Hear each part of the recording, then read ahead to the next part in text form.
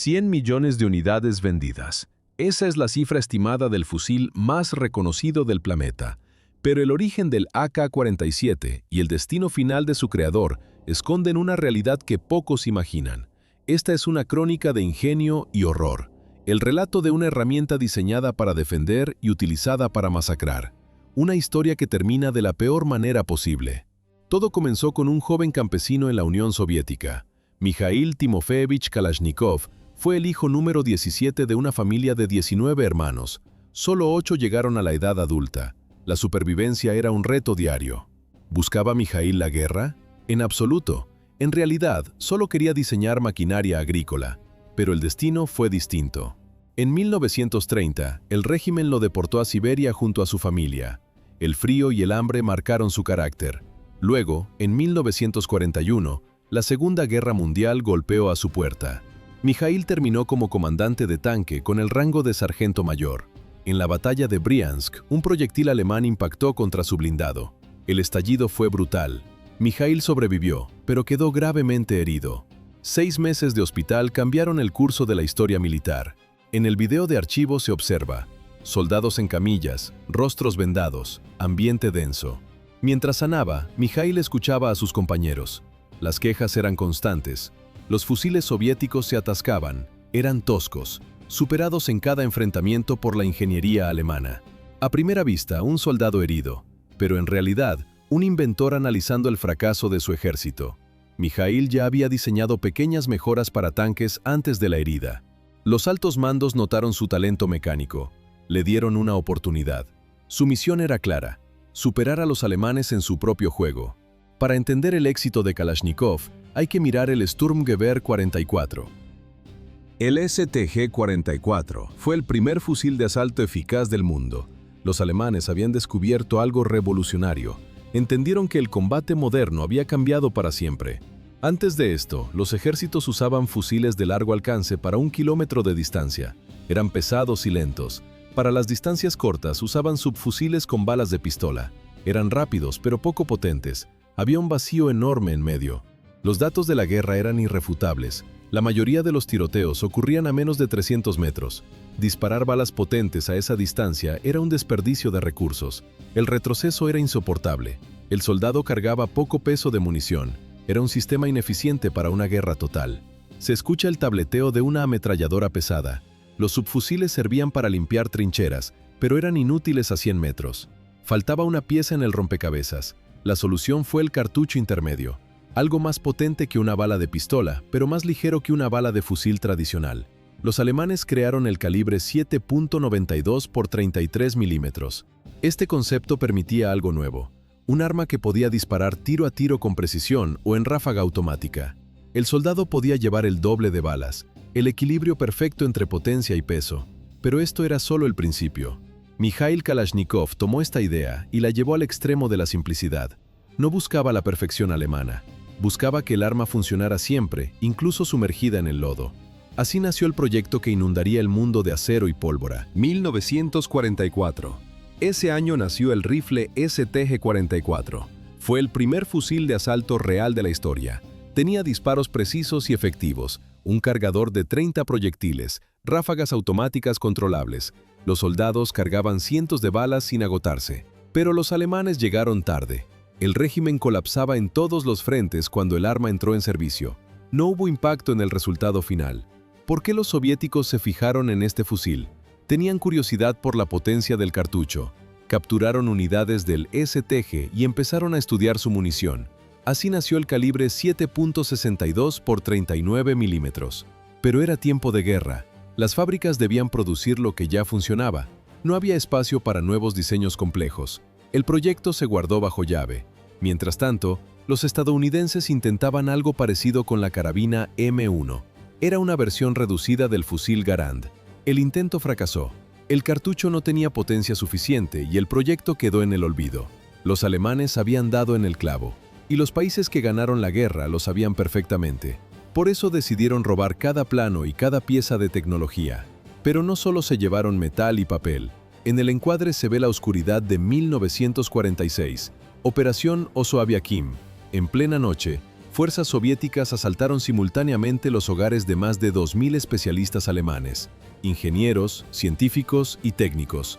La orden fue seca. Tienen que empacar. Se mudan a la Unión Soviética con sus familias. No era una invitación, era un traslado forzoso bajo amenaza silenciosa. Entre los capturados estaba Hugo Schmeisser. Él diseñó el STG-44. Los rusos lo llevaron al centro principal de fabricación de armas pequeñas. Allí trabajó hasta 1952. Un año después de volver a Alemania, murió. Queda una duda sin respuesta. ¿Cuánto influyó Schmeisser en el AK-47 durante su estancia en la Unión Soviética? Nunca lo sabremos. A primera vista, el AK-47 parece una copia del STG-44, pero en realidad el mecanismo interno es distinto. Si miras de cerca, las diferencias son obvias. El sistema del rifle alemán opera de forma opuesta al diseño de Kalashnikov. Existe una inspiración visual externa, pero nada más. El cerrojo rotativo del AK tiene más en común con el M1 Garand estadounidense que con el rifle nazi. El propio Kalashnikov admitió que combinó las mejores ideas del mundo. Los hechos se aceleraron durante las pruebas militares. 7 prototipos diferentes competían por el contrato. El rifle de Kalashnikov ya era superior a los demás. Entonces apareció Alexander Zaitsev con una idea clave. Sugirió unir el pistón de gas y el portacierre en una sola unidad sólida. Se escucha el golpe seco del mecanismo al retroceder. Este cambio generó un impulso masivo de energía. El arma ahora podía expulsar suciedad, barro o residuos sin detenerse. Así nació la fiabilidad legendaria. En la grabación se observa el resultado final.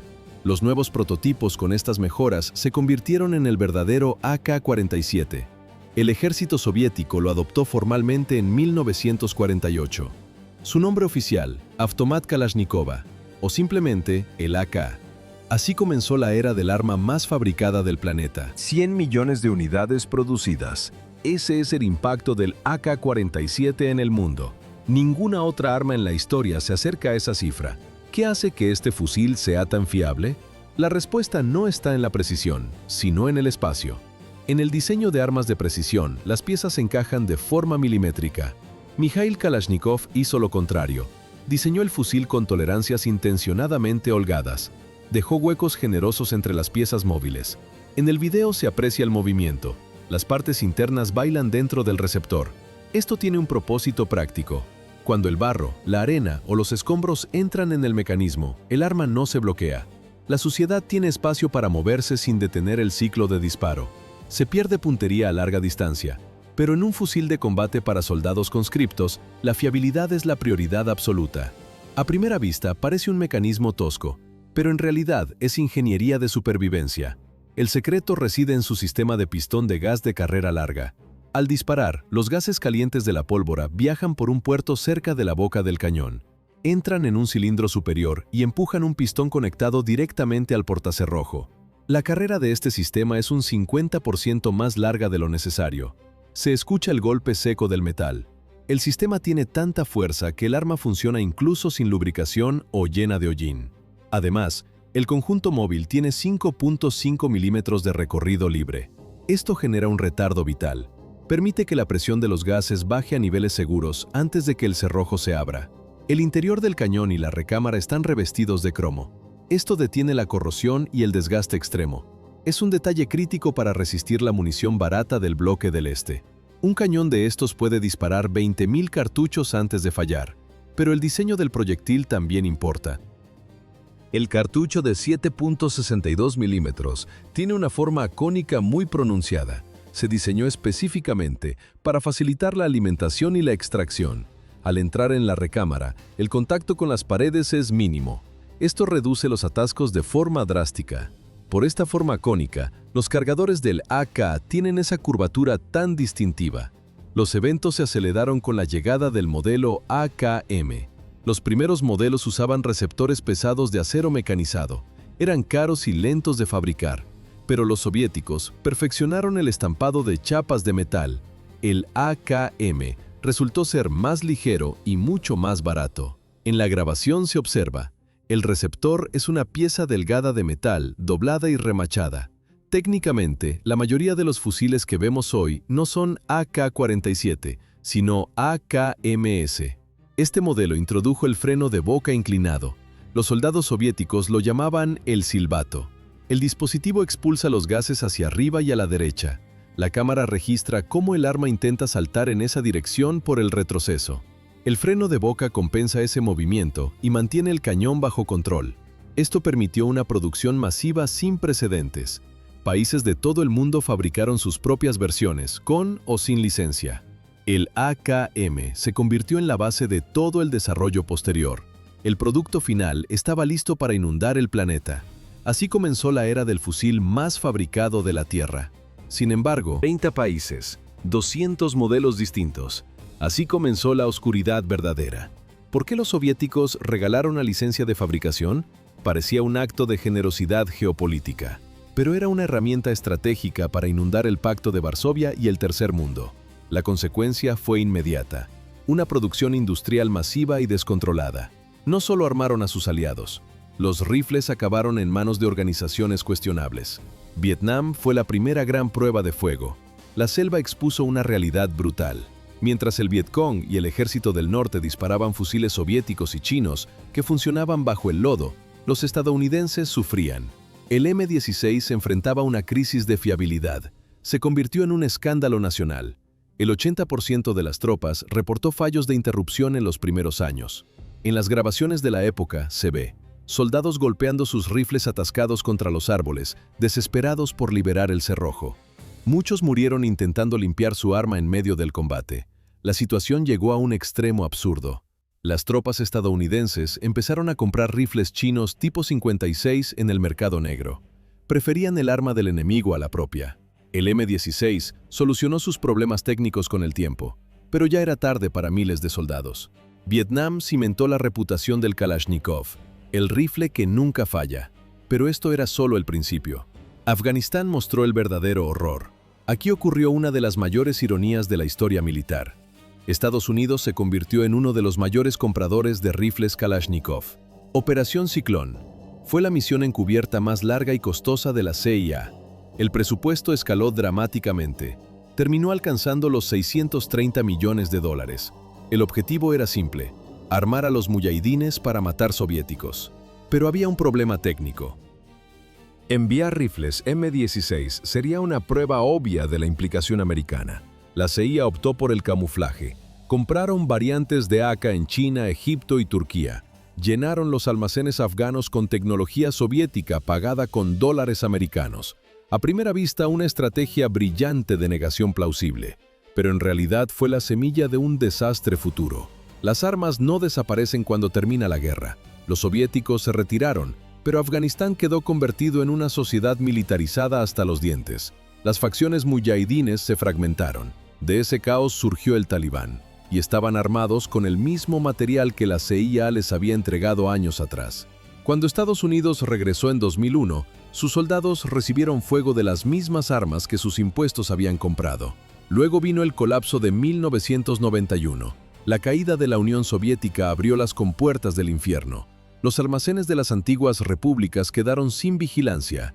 Los ciudadanos, económicamente arruinados, vendieron el hardware militar como chatarra. Cualquier cosa por un poco de efectivo. Un informe de la época lo describió claro. Comprar, vender y disparar se volvió un juego de niños. Lo mismo ocurrió con la disolución de Yugoslavia. Millones de unidades de su variante de AK inundaron el mercado negro. Estas armas terminaron en manos de terroristas globales. Si tu organización necesita rifles de asalto, tus intenciones rara vez son caritativas. En lugares con alta demanda, el precio cayó a niveles ridículos. Somalia, Ruanda, Mozambique, el Congo. Allí una AK-47 se vendía entre $30 y $125. La cámara registra mercados al aire libre donde los fusiles se apilan junto a la comida. Durante la guerra civil de Ruanda, el precio tocó fondo. Se decía que podías comprar un fusil de asalto por el precio de un pollo. El comercio ilegal centrado en este modelo mueve miles de millones anualmente. Pero los datos se vuelven aún más extraños. En Sudáfrica, la situación ha mutado. Los criminales ya no compran, alquilan. Una investigación del año 2024 reveló la tendencia. Las bandas pequeñas alquilan rifles de asalto a sindicatos mayores, por un día, una semana o un mes. El uso principal: asaltos a camiones de transporte de efectivo en autopistas. En el video de seguridad se observa, el furgón blindado se detiene bajo una lluvia de balas que perforan el blindaje ligero. El arma se convirtió en un símbolo tal que Mozambique la colocó en su bandera. Es el único país del mundo con un fusil de asalto moderno en su emblema oficial. La evolución no se detuvo en el diseño original. 1974. Los soviéticos introducen el AK-74. Buscaban un cartucho más pequeño, rápido y ligero. Nació el 5.45x39. Ofrecía una trayectoria más plana y menos retroceso que el antiguo 7.62. La velocidad de salida aumentó, 920 metros por segundo contra los 735 del modelo anterior. El retroceso libre bajó de 7.19 julios a solo 3.39. El sistema operativo era el mismo. Cualquier recluta sabía usarlo al instante. Pero en la guerra soviético-afgana, esta bala se ganó un apodo terrible. Los muyahidines la llamaron la bala venenosa. No era veneno químico, era física aplicada al daño corporal. La bala tenía una chaqueta de cobre y un espacio hueco en la punta. Esto desplazaba el centro de gravedad hacia atrás. Al impactar contra la carne, el proyectil se desestabilizaba inmediatamente. Comenzaba a girar y dar volteretas dentro de los primeros 10 centímetros de penetración. En los informes médicos se lee: los canales de la herida son erráticos y masivos, mucho peores que los del calibre anterior. Pero la reputación de veneno venía de la posguerra. Los combatientes heridos quedaban sin tratamiento durante días. No había antibióticos en las montañas. Las heridas complejas se infectaban rápido. La gangrena aparecía en horas. Creían genuinamente que los soviéticos habían envenenado el plomo. Además, la tendencia de la bala a fragmentarse dentro del cuerpo contaminaba la herida con suciedad y restos de ropa. La inteligencia americana necesitaba saber qué pasaba. La CIA pagó $5.000 a los muyahidines por el primer AK-74 capturado. Querían estudiar el rifle y su cartucho devastador. La plataforma siguió mutando. La serie AK-100 ofreció diseños en múltiples calibres, 5.56 OTAN y los calibres rusos clásicos. Adaptabilidad total para cualquier ejército. El AK-12 es hoy el rifle estándar de Rusia, adoptado en enero de 2018. También nacieron ametralladoras ligeras bajo el mismo sistema, la RPK, un cañón más largo y pesado, receptor reforzado y cargadores de 40 o 75 rondas. Misma mecánica, mayor volumen de fuego para el escuadrón. Serbia empujó los límites con el Zastava M17. Adoptaron el calibre 6.5 Grendel. Este cartucho supera balísticamente tanto al 5.45 ruso como al 5.56 de la OTAN. Mejor alcance, mayor letalidad terminal y controlable en fuego automático. 80 años después de que Kalashnikov hiciera sus bocetos en una cama de hospital, su máquina sigue funcionando, sigue evolucionando y sigue matando. 100 millones de unidades en circulación. Esa es la herencia de Mikhail Kalashnikov. El fusil que diseñó para proteger la patria soviética se convirtió en el arma ligera más letal de la historia humana. Las estadísticas son frías. Se estima que el AK-47 mata a 250.000 personas cada año. ¿Es exacta esta cifra? Es difícil saberlo. Pero el dato está ahí. Algunos analistas comparan este fusil con las bombas nucleares. Hiroshima y Nagasaki sumaron 200.000 muertes en solo 2 días. Las bajas del AK-47 se han acumulado durante más de 75 años. Ha estado presente en cientos de conflictos. Si miramos los datos, esta es la verdadera arma de destrucción masiva. El motivo es simple. Se usa todos los días en algún rincón del planeta. Durante décadas, Mikhail Kalashnikov defendió su invento. Repetía siempre el mismo argumento. Decía que su diseño no mataba a la gente. Culpaba a los políticos que manipulaban a los ejércitos y las organizaciones. Su intención original era clara: proteger las fronteras de su país. Pero el resultado superó cualquier previsión. A primera vista, un héroe nacional, pero en realidad un hombre atormentado. Con el tiempo, sus declaraciones mostraron una grieta. El tono cambió. En el año 2002, afirmó sentirse orgulloso de su invento, pero añadió un matiz: le entristecía que los terroristas lo usaran. 10 años después, la situación empeoró en su mente. En la grabación de sus últimas entrevistas se nota, el ingeniero ya no sonríe. En abril de 2012, a los 91 años, Kalashnikov escribió una carta. El destinatario era el líder de la Iglesia Ortodoxa rusa. El contenido solo se hizo público tras su muerte. El texto era crudo. Escribió que su dolor espiritual era insoportable. Tenía una pregunta que no podía resolver. Se preguntaba si él era el culpable de cada muerte, incluso si las víctimas eran enemigos. ¿Por qué Dios permitió que el hombre tuviera deseos diabólicos? Esa idea golpeaba su cerebro cada vez con más fuerza. Se hundió en pensamientos sobre la envidia, la codicia y la agresión. El Creador se enfrentaba a su creación. No sabemos si la respuesta de la Iglesia le trajo paz. Mikhail Kalashnikov murió menos de 2 años después. Tenía 94 años. En su funeral se escuchó una última salva de honor.